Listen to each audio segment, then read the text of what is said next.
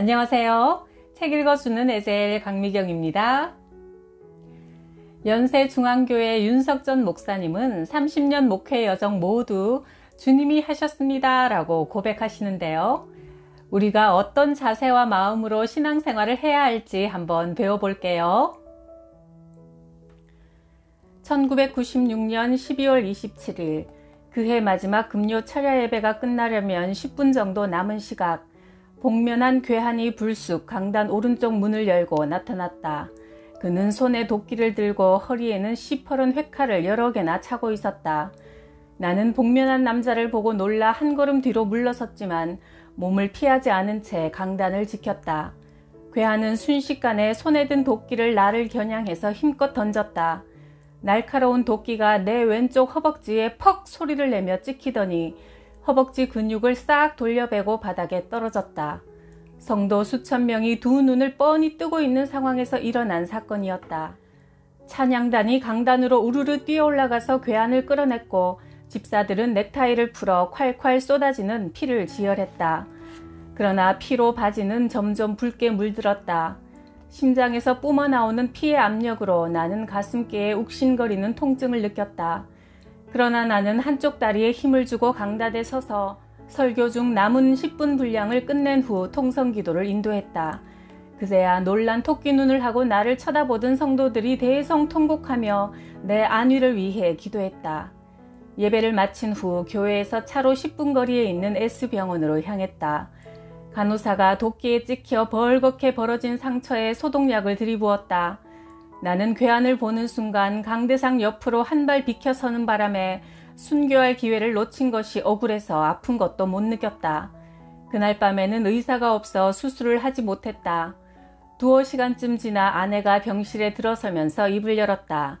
여보, 순교할 뻔했는데 참 아깝네요. 만약 이 일을 하나님께서 순교 정신 가지고 목회했다고 인정하시면 하늘나라에서 순교에 큰 상이 있을 텐데 그러면 얼마나 영광스럽겠습니까? 아내의 그 한마디가 얼마나 큰 힘이 되었는지 모른다. 맞아, 순교로 인정해 주시면 좋겠다. 이렇게 생각하니 나는 그 순간이 황홀하기까지 했다. 하나님, 만약 제가 강단에서 죽었더라면 찬란한 영광 속에 순교자의 이름으로 하늘에 기록되었을 텐데 아직도 이 못난 죄가 할 일이 남았습니까? 그렇다면 이 육체가 있는 동안 그 일을 마음껏 시키시옵소서.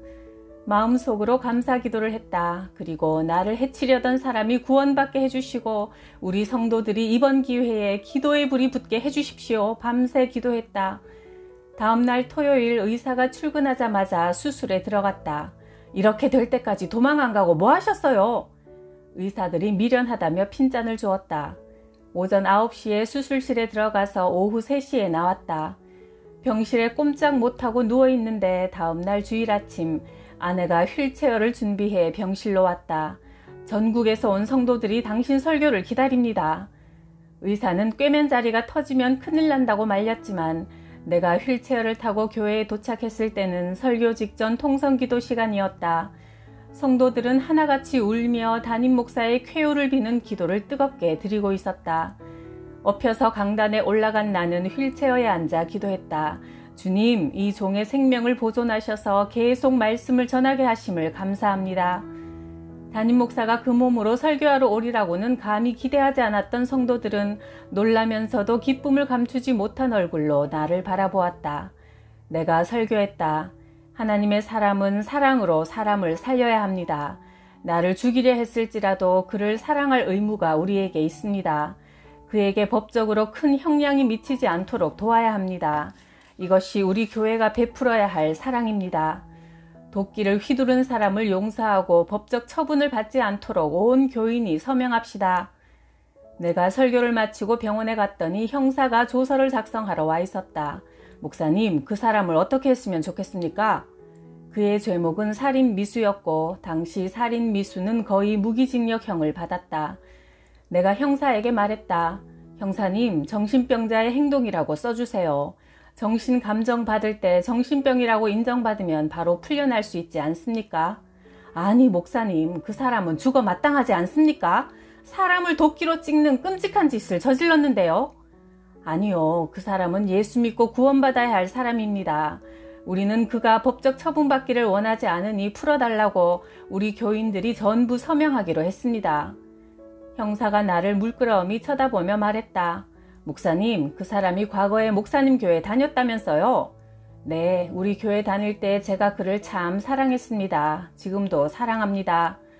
그렇게 사랑하던 사람이 배신하고 도끼질을 했는데도 목사님은 계속 사랑한다고 그러십니까? 나는 그가 처벌받지 않고 예수 잘 믿어서 온전한 정신으로 사회생활 잘 하고 많은 사람에게 도움이 되는 삶을 살아가도록 한 번 더 기회를 주고 싶습니다. 목사님이 하신 이 한마디로 많이 감형될 겁니다. 그날 주일 저녁 예배 시간이 가까워지자 아내가 설교하러 가자며 또 휠체어를 가지고 왔다. 그렇게 주일 저녁 예배 설교까지 무사히 마쳤는데 문제는 월요일부터 2달간 진행되는 동계성회였다. 신문사와 방송국 여러 군데 광고까지 이미 나갔으니 반드시 해야 했지만 상처가 너무 깊었다. 월요일 날이 밝자 아침 일찍 아내가 나를 데리러 왔다. 의사에게 기도원에 가서 설교를 해야 하니 퇴원시켜달라고 하자 점잖던 의사가 심하게 나무랐다. 당신 미쳤어요? 이렇게 무식하게 나오다니 정말 목사 맞습니까? 다리 신경이 끊어지면 평생 못 걸을 수도 있다고요. 의사는 노발대발하며 퇴원을 가로막았다. 자신이 맡은 환자를 걱정하는 의사의 심정은 10분 이해했지만 나는 그래도 상관없다고 말하고 차에 올라 기도원으로 향했다. 설교를 앞두고 기도하고 있는데 병원에서 보낸 수간호사가 나를 찾아왔다. 그때부터 매일 아침 저녁으로 간호사가 기도원까지 와서 정성스럽게 소독해 주어 병원에 가지 않아도 되었다. 집회 시간마다 그 몸으로 휠체어에 앉아 설교하니 전국에서 온 성도 수천 명이 더 큰 은혜를 받는 역사가 일어났다. 2달간 진행된 집회가 끝나기 2주 전에는 2다리로 서서 설교할 정도로 완전히 회복되었다. 그 후 연세중앙교회 교인 대다수가 나를 해치려고 했던 그 사람의 법적 처분을 원하지 않는다고 서명했고 실제로 얼마 후 그는 풀려났다. 그의 가족이 치료비 전부를 대겠다고 했지만 나는 거절했다. 대신 예수 잘 믿고 꼭 천국 가자고 말했다.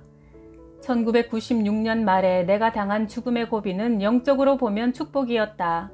기도원을 짓고 교회가 커지면서 나나 성도들이 교만해질 수 있었는데 엄청난 충격적인 사건을 겪고 나니 그런 교만이 들어올 틈이 없이 모두 더욱 열심히 기도를 하게 되었다. 우리 삶에 최악의 경우가 닥치더라도 혹 죽을 고비를 맞더라도 절망하고 낙심하지 말아야 한다. 음부의 권세는 언제나 성도의 앞길을 가로막지만 그 권세보다 더 큰 주님이 우리와 함께 계시니 넉넉히 이길 수 있다. 설립한 지 100년이 되는 전통 있는 어느 교회에서 부흥회를 인도하게 되었다. 그 소식을 들은 목사님 한 분이 전화했다. 윤 목사님, 그 교회 집회를 뭐하러 잡았어요? 우리 교단의 유명한 목사님이 그 교회에서 부흥회를 인도하다가 더워서 양복 윗도리를 벗었다고 장로들에게 멱살을 잡혀 강단에서 끌려 내려왔지 뭡니까? 거룩한 강단에서 감히 하나님 앞에 버릇없이 옷을 벗었다고 말이에요. 그런 교회를 어떻게 감당하려고 부흥회를 하러 가십니까? 그 교회는 거센 장로들 때문에 담임 목사가 붙어있지 못하는 교회입니다. 가지 마십시오. 장로들이 그렇게 잘못 배웠다면 하나님 말씀으로 바로 가르치는 것이 부흥사의 사명이요 역할 아닌가? 나는 하나님께서 나를 그곳에 보내셨으니 반드시 역사하시리라 믿고 간절히 기도로 준비했다. 드디어 부흥의 날짜가 되어 그 교회로 갔다. 장로들 중에는 TV에서 본 유명한 정치인과 재벌이 여럿 있었다. 그런데 하나같이 예배드리는 태도가 교만했다. 다리를 꼬고 앉아 마치 부하 직원에게 브리핑 받듯 나를 쳐다보았다. 게다가 재벌이 수두룩한 그 교회에서 한여름에 에어컨도 켜지 않아 교회 안은 찜통같이 더웠고 의자들도 다 낡아 보였다. 나는 설교하다 말고 이렇게 말했다. 이 교회는 장로님들이 훌륭하셔서 하나님을 어찌나 사랑하고 잘 섬기시는지 강단에서 상의를 벗는 목사의 멱살을 잡아 끌어낸다던데 저는 너무 더워서 설교하기가 힘드니 양복 상의를 좀 벗겠습니다.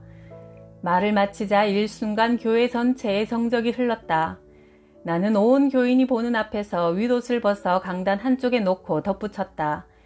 제가 어느 교회 부흥회를 하러 갔더니 강대상이 너무 커서 몸을 자유롭게 움직이며 설교하기가 어려웠습니다. 그래서 성도들에게 물었지요.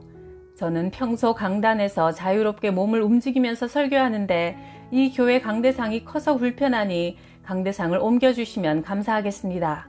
그랬더니 그 교회 장로 한 분이 벌떡 일어나서 법궤를 움직이면 큰일 납니다 하고 난리를 냈습니다. 아니, 강대상은 설교할 때 원고 놓기 좋으라고 사용하는 것이지 그게 무슨 법궤입니까? 장로님들 중에는 이렇게 성경을 잘못 알고 외식하는 사람이 많습니다. 그래서 제가 말했지요. 장로님, 하나님은 죄로 멸망하는 우리가 안타까워서 자기 아들이라도 못 박아 죽여 그 피로 우리를 살리는 데 사용하셨는데 이 강대상이 하나님 말씀을 전하는 일에 불편하다면 치우고 편하게 말씀을 전해야 하지 않겠습니까? 강대상은 법궤가 아니라 그냥 나무로 만든 상일 뿐이지요. 그렇게 간곡히 설득해도 그 장로님은 아닙니다. 법궤입니다. 법궤. 법궤를 함부로 움직이면 큰일 납니다. 해서 결국 강대상을 못 옮겼어요. 여기도 그런 식으로 하나님의 본 마음에는 관심 없고 외적인 형식에만 목숨을 거는 분이 계십니까? 그렇게 말하니 장로들의 얼굴은 하나같이 어디서 저따위 강사를 불러왔어? 라는 듯 불만이 가득했다.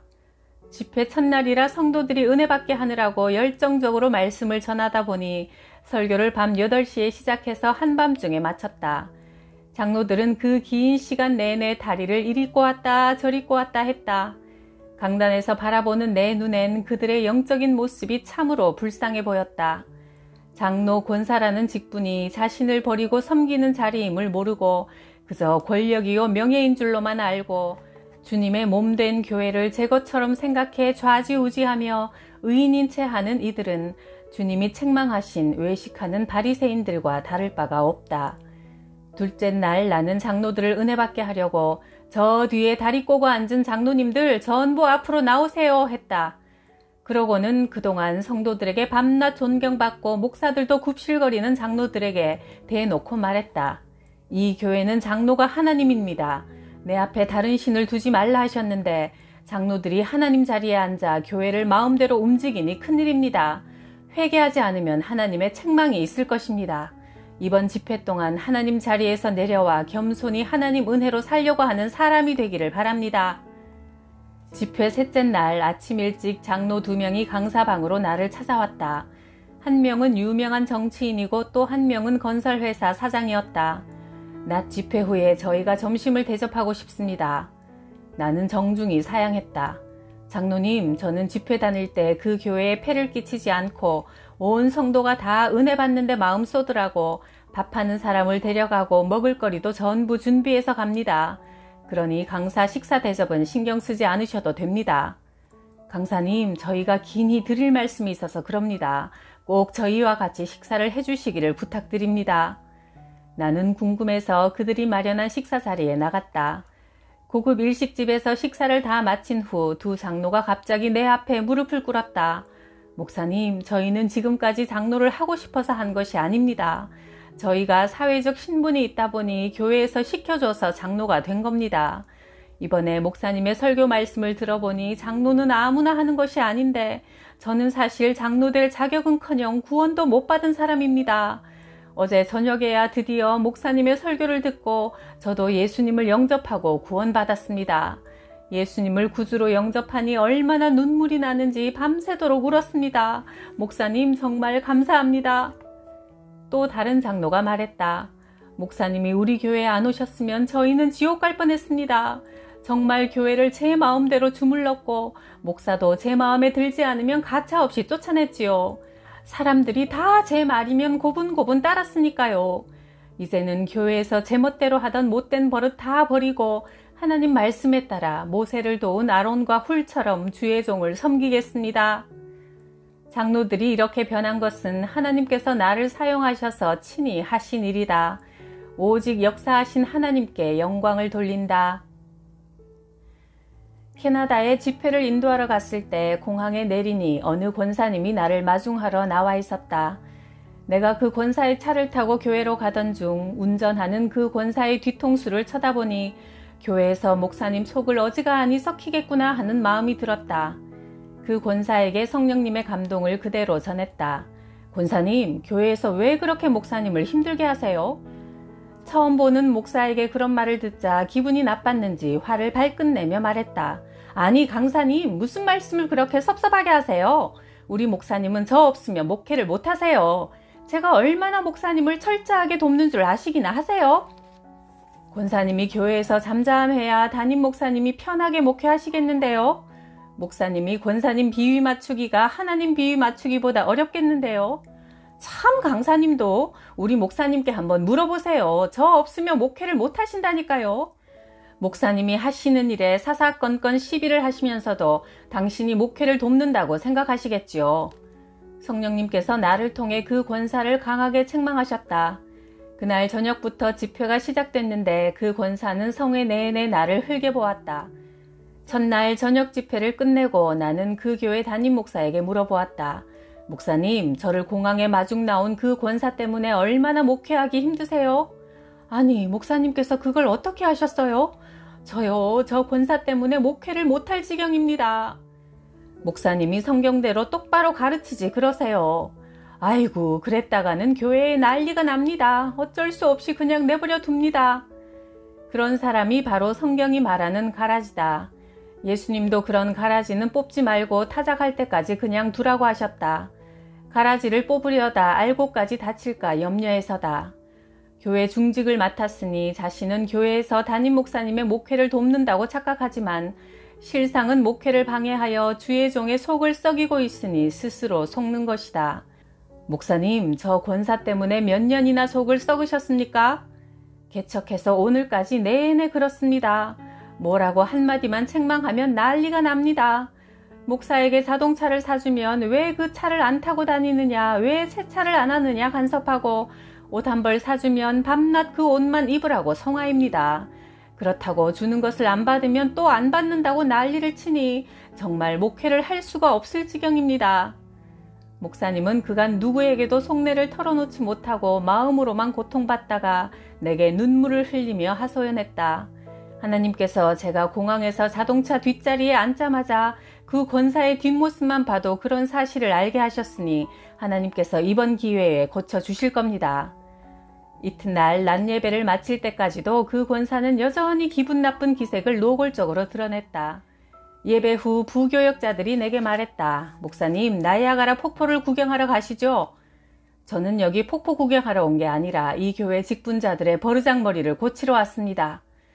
그 교회 직분자들이 얼마나 드세게 교회 주인 노릇을 하는지 교회에 이런저런 문제가 많았다.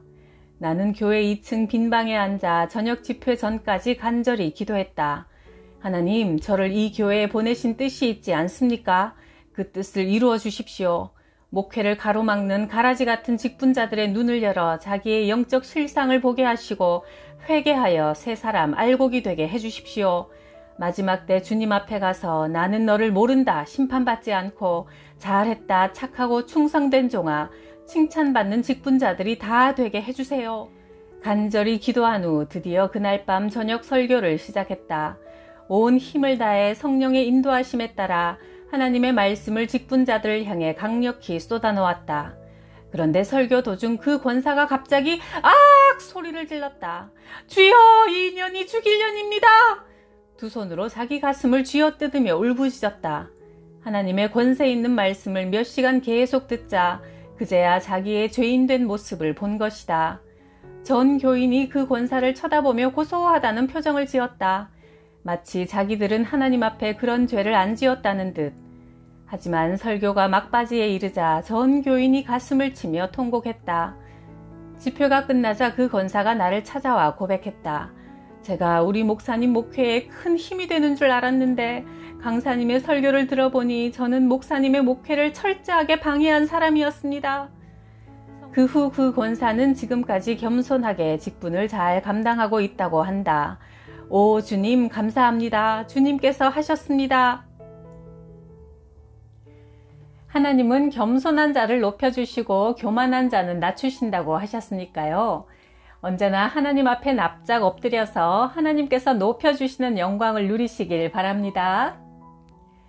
구독, 좋아요, 댓글에 사랑으로 저를 섬겨주셔서 감사해요.